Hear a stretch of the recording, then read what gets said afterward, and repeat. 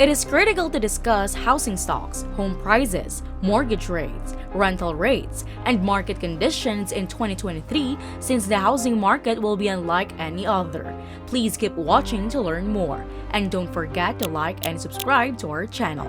In 2023, the housing market is predicted to strengthen, with inventory levels rising to a healthy 2 to 2.5 million nationally. There were around 1.28 million available homes in the United States at the time this film was shot.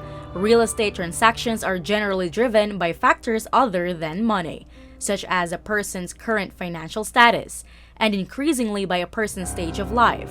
Life-changing causes include divorce, health challenges, difficulties, and relocating closer to relatives. Although some people prefer to view real estate through an economic standpoint, the bulk of us do not. There may be between 1.8 million and 2 million active home listings in the United States in 2023 due to the transient nature of time and human existence. On the other hand, a long-term chart shows the ideal times to both buy and sell a home.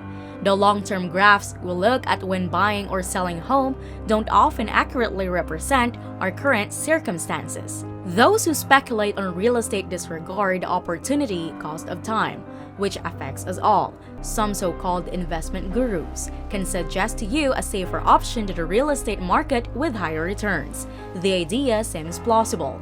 The assets of well-known characters also assume at least 3 factors that may not be applicable to everyone, such as the ability to keep a roof over one's head, whether renting or owning, the availability of cash to invest, or the level of comfort with the risk profile of the investment strategies they teach. The 2022 schedule and the drop in star ratings from our previous videos will not be changed. Average home prices must fall to match what the average home buyer in a given area can afford. Unfortunately, as a result of the unprecedented supply chain change, some real estate markets will fall more than others. The highest U.S. inflation rate since 1982, as calculated by COVID, can be attributed in part to the excessive demand for products and services, as well as the resulting shortages.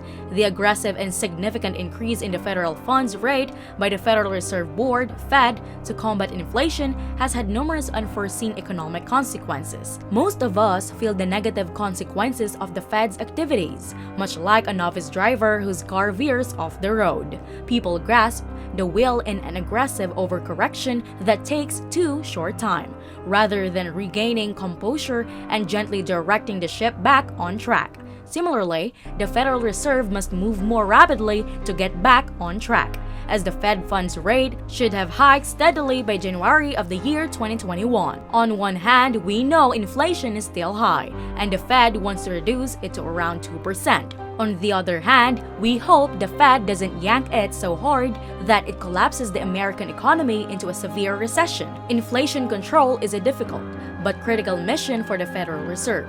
What are their plans? Although mortgage rates may not necessarily follow the federal funds rate, there was a correlation between Fed rate hikes and mortgage rates in 2022.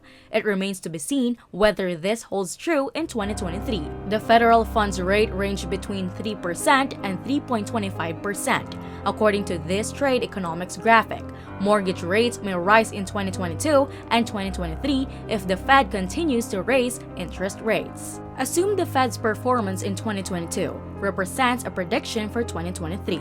In that situation, the federal funds rate may rise to 5.25 to 5.5% in the spring before decreasing in the autumn. Mortgage rates are currently in the low 70s, but are predicted to grow to the high 90s or 10s by 2023.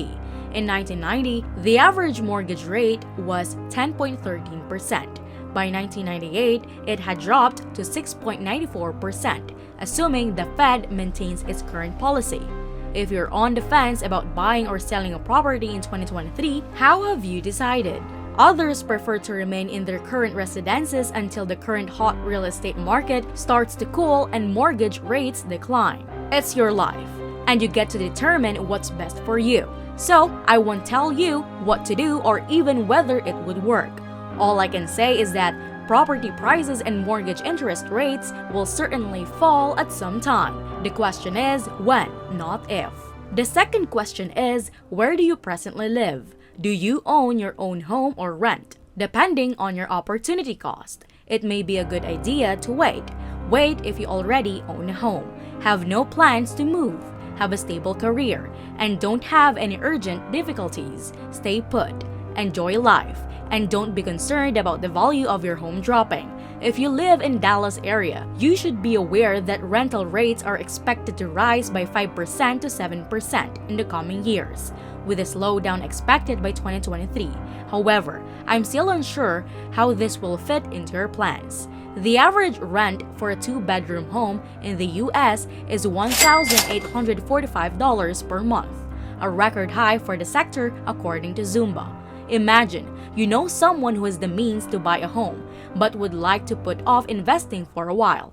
Wait for the housing market to settle and mortgage rates to return to normal before determining whether the economy is getting better. When one group recognizes an opportunity, another group observes the same possibility vanish.